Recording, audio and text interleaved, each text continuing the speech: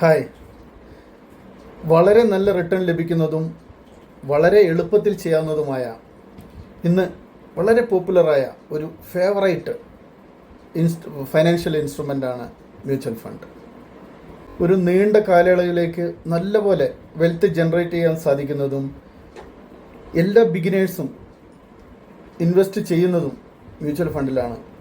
താരതമ്യേന മറ്റുള്ള direct share market ഇൻവെസ്റ്റിനെ വെച്ച് നോക്കുമ്പോൾ താരതമ്യേന റിസ്ക് കുറഞ്ഞതുമായ ഒരു ഇൻവെസ്റ്റ്മെൻറ്റ് മെത്തേഡാണ് മ്യൂച്വൽ ഫണ്ട്.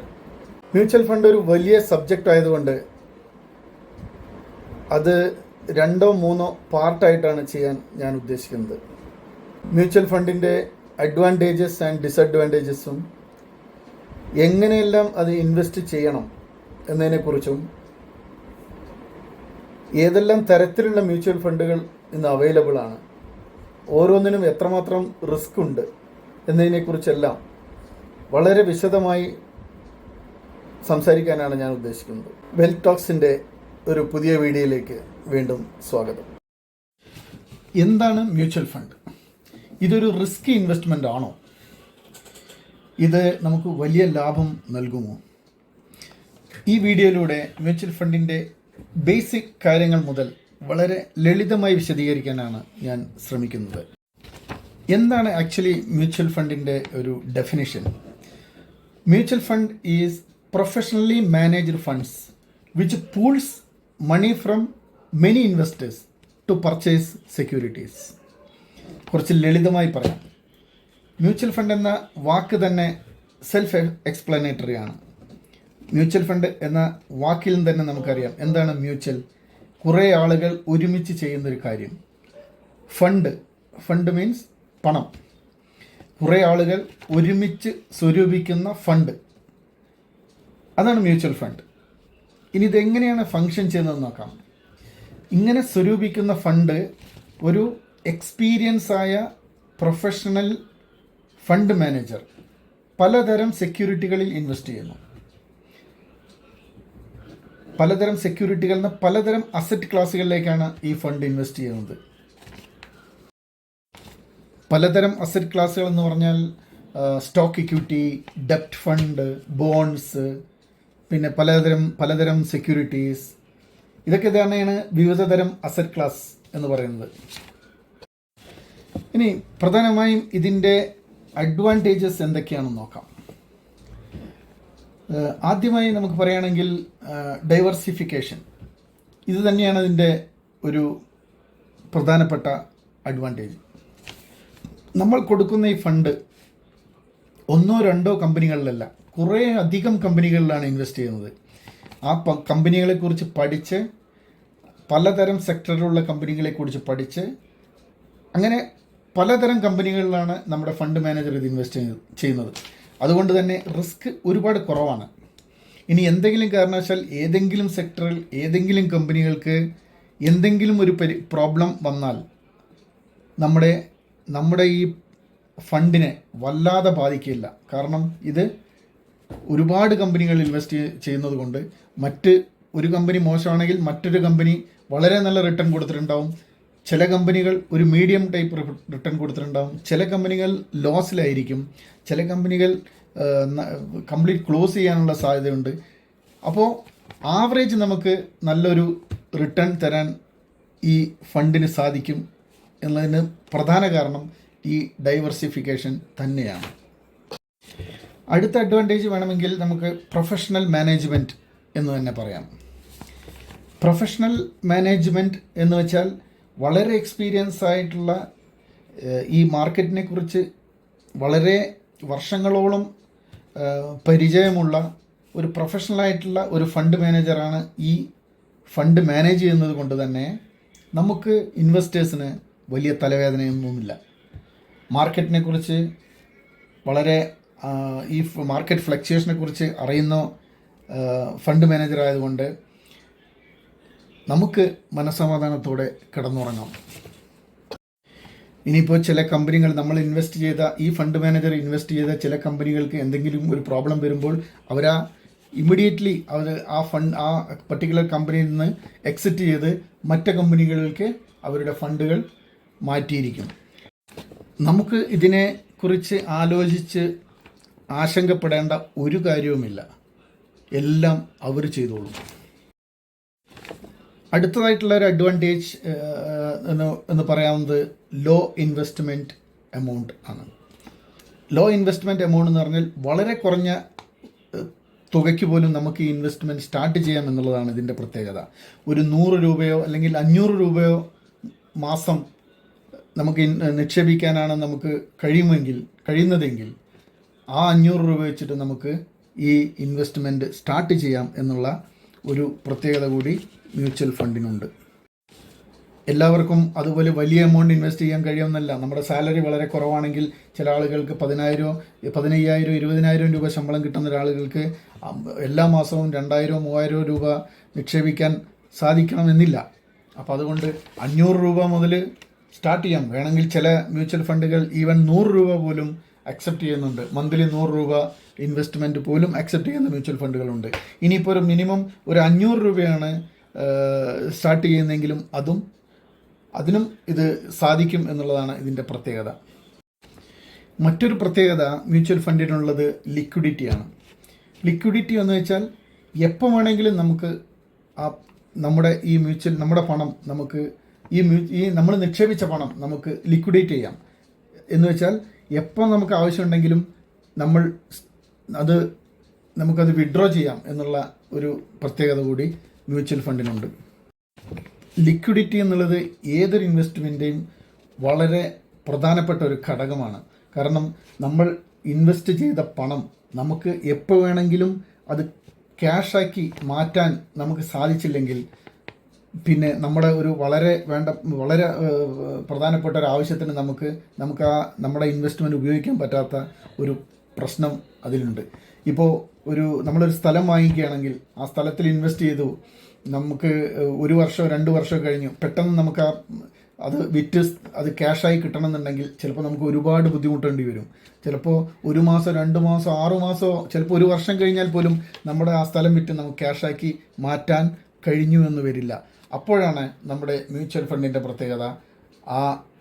ഇത് ഇന്ന് നമുക്ക് അത് വേണം എന്നുണ്ടെങ്കിൽ നമ്മൾ ഒരൊറ്റ ക്ലിക്ക് കൊടുത്തു കഴിഞ്ഞാൽ അത് പിറ്റേ ദിവസം അല്ലെങ്കിൽ സെക്കൻഡ് ഡേ നമ്മുടെ അക്കൗണ്ടിലേക്ക് ആ പണം ക്രെഡിറ്റ് ചെയ്യപ്പെടും. മ്യൂച്വൽ ഫണ്ടിൻ്റെ മറ്റൊരു പ്രത്യേകതയാണ് കൺവീനിയൻറ്റ് ആൻഡ് ഫ്ലെക്സിബിൾ. അതായത് നമ്മൾ നിക്ഷേപിക്കാൻ ഉദ്ദേശിക്കുന്ന പണം, ആ എമൗണ്ട് ഒരു ലംസമായോ ഒന്നിച്ചോ അല്ലെങ്കിൽ മന്ത്ലി ആയോ ഓരോ മാസവുമോ അതിനെ SIP എന്ന് പറയും, സിസ്റ്റമാറ്റിക് ഇൻവെസ്റ്റ്മെൻറ്റ് പ്ലാൻ.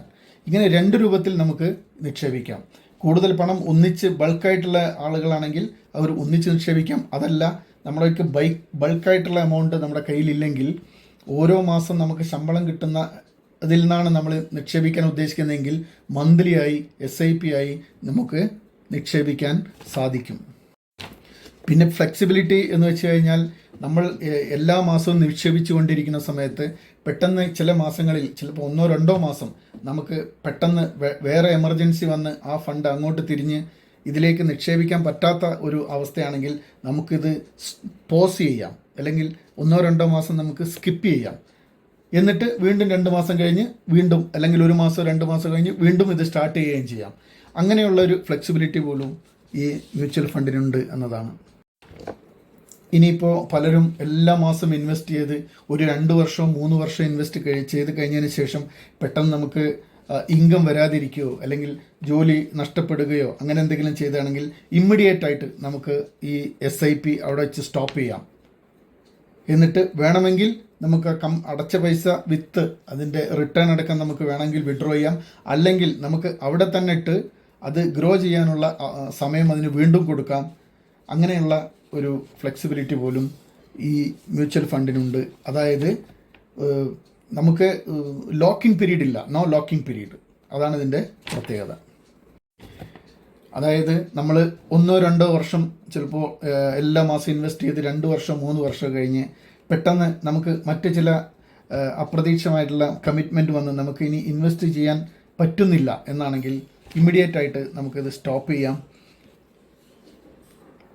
ആ സ്റ്റോപ്പ് ചെയ്തതിന് ശേഷം വേണമെങ്കിൽ അടച്ച എമൗണ്ട് വിത്ത് അതിൻ്റെ റിട്ടേൺ നമുക്ക് വിഡ്രോ ചെയ്യാം, അല്ലെങ്കിൽ അതവിടെ കിടന്ന് ഗ്രോ ചെയ്യാനുള്ള ഒരു അവസരം കൂടെ ഉണ്ട്. മറ്റൊരു അഡ്വാൻറ്റേജ് ഇതിൻ്റെ ട്രാൻസ്പെറൻസി തന്നെയാണ്. നമ്മൾ ഇൻവെസ്റ്റ് ചെയ്ത ആ ഫണ്ടിൻ്റെ ഗ്രോത്ത്, അത് എത്ര കൂടിയിട്ടുണ്ട്, എത്ര കുറഞ്ഞിട്ടുണ്ട് എന്നെല്ലാം വളരെ ഈസി ആയിട്ട് നമുക്ക് മോണിറ്റർ ചെയ്യാൻ പറ്റും എന്നുള്ളതാണ് മറ്റൊരു പ്രത്യേകത. അത് നമ്മൾ മൊബൈലിൽ തന്നെ നമുക്ക് ഡെയിലി നമുക്ക് നോക്കാം നമ്മുടെ ഫണ്ട് എത്ര കൂടിയിട്ടുണ്ട്, എത്ര കുറഞ്ഞിട്ടുണ്ട് എന്നുള്ള. അത് ഒരു വലിയ ഒരു പ്രത്യേകത തന്നെയാണ്. മറ്റൊരു പ്രത്യേകത, ഇത് നമ്മുടെ വെറൈറ്റി ഓഫ് ഓപ്ഷൻസ് ആണ്. അതായത് നമ്മൾ നിക്ഷേപിക്കുന്ന പണം അത് ഇൻവെസ്റ്റ് ചെയ്യുന്നത് ഒരുപാട് ഓപ്ഷൻ നമുക്കുണ്ടായിരിക്കും. അതിൽ ഇക്വിറ്റിയിൽ മുഴുവൻ തുകയും ഇക്വിറ്റിയിൽ മാത്രം ഇൻവെസ്റ്റ് ചെയ്യണമെങ്കിൽ അത് നമ്മുടെ ഓപ്ഷനാണ്. അതല്ല, നമുക്ക് അത്ര റിസ്ക് എടുക്കാൻ കഴിയുന്നില്ല, എനിക്ക് ഡെപ്റ്റ് ഫണ്ടിലോ അല്ലെങ്കിൽ വല്ല ഹൈബ്രിഡ് ഫണ്ടിലോ അല്ലെങ്കിൽ ടാക്സ് പേയിങ് ഫണ്ടിലോ അല്ലെങ്കിൽ എന്തെങ്കിലും ഇൻഡെക്സ് ഫണ്ടിലോ ഏതിനു വേണമെങ്കിലും നമുക്ക് നിക്ഷേപിക്കാനുള്ള ഓപ്ഷൻ അത് നമ്മുടേതാണ്. അടുത്തതായി റെഗുലേറ്റഡ് ആൻഡ് സേഫ്. ഇത് വളരെ സേഫായിട്ടുള്ള ഒരു നിയമപ്രകാരമുള്ള ഇൻവെസ്റ്റ്മെൻ്റാണ്. അതുകൊണ്ട് തന്നെ ഇതിൻ്റെ ഒരു ബോർഡ് ഉണ്ട്. സ്റ്റോക്ക് മാർക്കറ്റിനെ, മ്യൂച്വൽ ഫണ്ടിനെയും എല്ലാം കൺട്രോൾ ചെയ്യുന്നത് സെബിയാണ്. SEBI means security and exchange board of India. നമ്മുടെ ബാങ്കിനെ മുഴുവൻ കൺട്രോൾ ചെയ്യുന്നത് റിസർവ് ബാങ്ക് ഓഫ് ഇന്ത്യയാണ്. അതേപോലെ സ്റ്റോക്ക് മാർക്കറ്റിനെയും മ്യൂച്വൽ ഫണ്ടിനെയും കൺട്രോൾ ചെയ്യുന്നത് സെബിയാണ്. വളരെ റെഗുലേറ്റഡ് ആയിട്ടുള്ള ഒരു അതോറിറ്റിയാണ്. അതുകൊണ്ട് നമ്മുടെ നിക്ഷേപിച്ച പണം ഒരിക്കലും നഷ്ടപ്പെടും എന്നുള്ള പേടി ഒരിക്കലും വേണ്ട. പിന്നെ അവസാനത്തേതും വളരെ പ്രധാനപ്പെട്ടതുമായ ഇതിൻ്റെ അഡ്വാൻറ്റേജ് ഇതിൻ്റെ ഹൈ റിട്ടേൺ തന്നെയാണ്.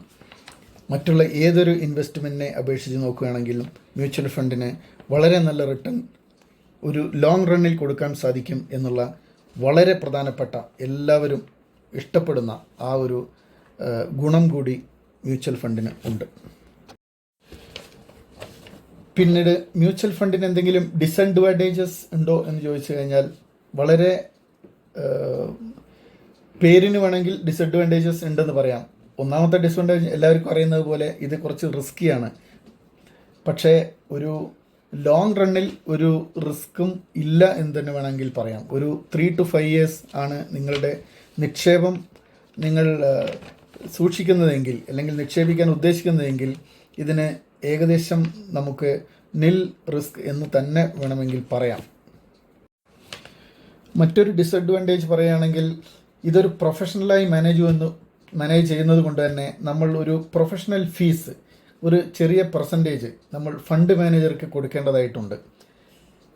അതിനെ നമ്മൾ മ്യൂച്വൽ ഫണ്ടിൽ എക്സ്പെൻസ് റേഷ്യോ എന്നാണ് പറയുക. ഇതൊരു സെപ്പറേറ്റായി നമ്മൾ കൊടുക്കേണ്ട എമൗണ്ട് അല്ല. ഇത് നമ്മൾ ചെയ്യുന്ന റിട്ടേണിൽ നിന്ന്, അത് അവർ എടുത്തതിന് ശേഷമുള്ള റിട്ടേണാണ് നമുക്ക് എപ്പോഴും നമ്മുടെ ഫണ്ട് വാല്യൂവിൽ റിഫ്ലക്റ്റ് ചെയ്യുന്നത്. അതുകൊണ്ട് this is the part of our return. നമ്മുടെ ആ റിട്ടേണിൽ നിന്ന് ആ എമൗണ്ട് അവർ ഈ ഫണ്ട് മാനേജർ എടുത്തിട്ട് ബാക്കി ആണ് നമുക്ക് നമ്മുടെ ഫണ്ട് വാല്യൂ ആയിട്ട് കാണാൻ സാധിക്കുന്നത്. ഇതിൻ്റെ എല്ലാ കാര്യങ്ങളും നമുക്ക് ഓൺലൈനിൽ തന്നെ നടക്കുന്നത് കൊണ്ട് തന്നെ നോ പേപ്പർ വർക്ക്. അങ്ങനെ പേപ്പർ വർക്കിന് വേണ്ടി സമയം ചെലവഴിക്കേണ്ട ഒരാവശ്യവും മ്യൂച്വൽ ഫണ്ട് നിക്ഷേപത്തിന് ഇല്ല എന്നാണ്. നമ്മുടെ മറ്റുള്ള ഇൻവെസ്റ്റ്മെൻറ്റിനെ അപേക്ഷിച്ച് ഒരു ഫിക്സഡ് ഡെപ്പോസിറ്റിനോ അല്ലെങ്കിൽ ഒരു സേവിങ്സ് ഡെപ്പോസിറ്റിനെയോ അല്ലെങ്കിൽ ഒരു ഇൻഷുറൻസ് ഇൻവെസ്റ്റ്മെൻറ്റിനെ വെച്ച് നോക്കുകയാണെങ്കിൽ കുറച്ച് റിസ്ക് ഉണ്ട് എന്ന് വേണമെങ്കിൽ പറയാം. പക്ഷേ ഇതൊരു ലോങ് ടേമിനാണ് നമ്മളുടെ ഇൻവെസ്റ്റ്മെൻ്റ് എങ്കിൽ, ഒരു 3 വർഷം മുതൽ 5 വർഷം വരെയാണ് നമ്മളുടെ ഇൻവെസ്റ്റ്മെൻ്റ് ആണ് നമ്മൾ ഉദ്ദേശിക്കുന്നതെങ്കിൽ ഇതിന് റിസ്ക് ഇല്ല എന്ന് തന്നെ വേണമെങ്കിൽ പറയാം. ഇതിനിടയിലുണ്ടാകുന്ന മാർക്കറ്റിൻ്റെ ഫ്ലക്ച്വേഷൻ അനുസരിച്ച് നമ്മുടെ ഫണ്ടിനുണ്ടാകുന്ന ഏറ്റക്കുറച്ചിലുകൾ ഒഴിച്ചാൽ അത് ഒരു ലോങ് ടേമിന് റിസ്ക് അല്ലെങ്കിൽ ഒരു നിൽ റിസ്ക് എന്ന് വേണമെങ്കിൽ പറയാം. എല്ലാവർക്കും വീഡിയോ ഇഷ്ടമായെന്ന് കരുതുന്നു. ഇഷ്ടമായെങ്കിൽ ലൈക്ക് ചെയ്യുക, ഷെയർ ചെയ്യുക, കമൻറ്റ് ചെയ്യുക. സബ്സ്ക്രൈബ് ചെയ്യാത്തവർ ഉണ്ടെങ്കിൽ ദയവേത് സബ്സ്ക്രൈബ് ചെയ്യണം എന്നും അപേക്ഷിക്കുന്നു. ഈ വീഡിയോയുടെ 2ാം ഭാഗം അടുത്ത ആഴ്ച, പാർട്ട് 2 അടുത്ത ആഴ്ച റിലീസ് ചെയ്യുന്നതാണ്. ഞാൻ ആദ്യം പറഞ്ഞ പോലെ തന്നെ മ്യൂച്വൽ ഫണ്ട് വലിയൊരു സബ്ജക്റ്റ് ആയതുകൊണ്ട് അതിൻ്റെ ഇത് പാർട്ട് 1 ആണ്. പാർട്ട് 2 അടുത്ത ആഴ്ച റിലീസ് ചെയ്യുന്നതാണ്. വീഡിയോ കണ്ട എല്ലാവർക്കും ഒരിക്കൽ കൂടി നന്ദി. Thank you.